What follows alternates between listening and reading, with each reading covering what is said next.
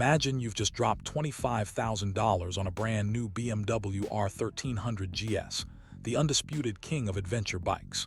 Or maybe you went for the aggressive, Italian curves of a Ducati Panigale V4. Standing in that showroom, it feels like these machines couldn't be more different. They come from different countries, they speak different design languages, and they are built by companies that claim to be bitter rivals in a high-stakes war for your wallet. But here's the secret the industry doesn't want you to think about while you're signing those papers. If you start peeling back the fairings and looking at the actual guts of these machines, you'll realize that these rivals are more like twins separated at birth. They share the same brains, the same eyes, and the same nervous systems. In the world of motorcycles, brand loyalty is a religion, but the reality is a massive web of hidden monopolies. There is a small group of companies, names you might see on a tiny sticker or etched into a metal casing, that actually hold the keys to the entire kingdom. They don't make the bikes, but they secretly control the industry, and today we're going to find out who they are. If you own a modern motorcycle with traction control, cornering ABS, or a ride-by-wire throttle, you aren't really riding a Honda or a KTM. You are riding a Bosch. Robert Bosch GmbH is the silent king of the two-wheeled world. Back in the early 2000s, as bikes became too fast for the average human to handle, the manufacturers realized they couldn't just keep adding horsepower without adding intelligence. Instead of building their own systems, they all called Germany. Bosch developed the EMU, or Inertial Measurement Unit, a tiny box that measures lean angle and pitch 100 times per second.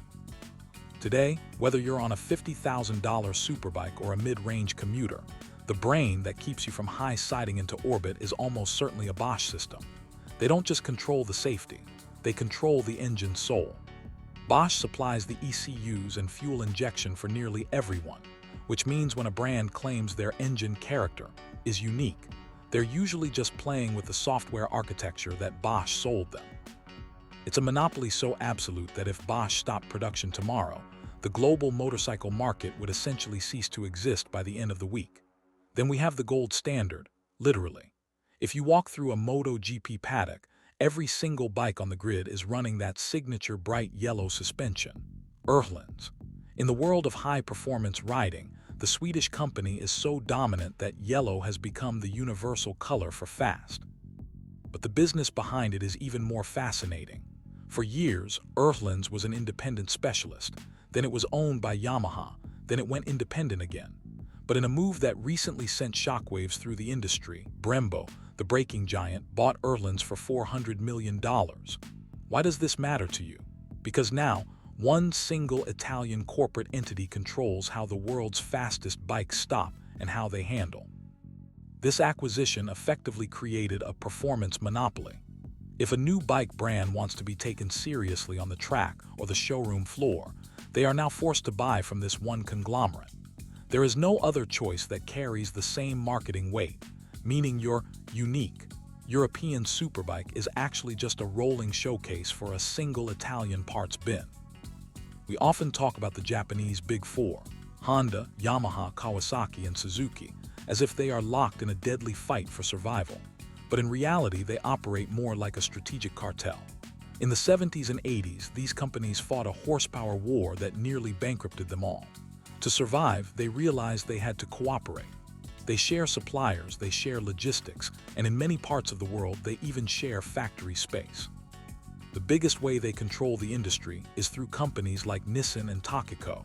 For decades, these two companies provided the braking systems for almost every Japanese bike, and for a long time, the Big Four held the majority of the shares in these companies.